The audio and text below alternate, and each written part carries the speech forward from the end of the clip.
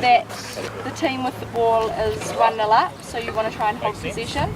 If the turnover's too easy, so if you dribble it into congestion and lose the ball, or if you give a shitty little pass to the other team, then I'll send you for a run. So it's pretty much from where you turn it over, if I turn it over here, back behind my goal, right around the quarter, and then you can join in again.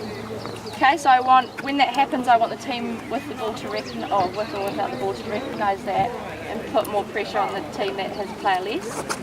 Okay, so it took a while for the first game to realise that, and I had to call them in and say, you guys are like 1 or 2 down, why aren't you putting the other team under pressure and forcing turnovers and capitalising on that.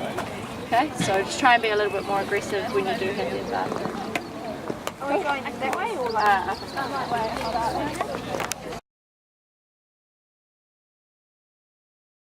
Becoming quite familiar, and one of them is when the ball's at the back, so we might for example have 3 orange girls at the back and then the other 2 are a little bit too high and not making themselves available.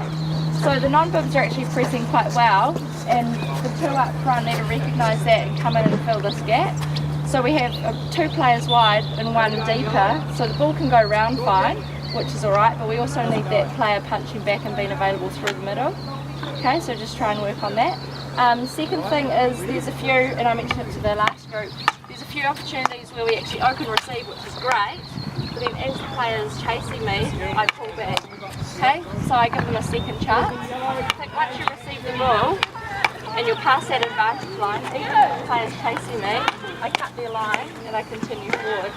Okay, so there's been a little bit of that in the games that you guys have been playing as well. So we actually don't recognise when we've already beaten that player and we give them a second chance. Okay, so you want to keep that forward flow. Right, so just try and focus on those 2 areas.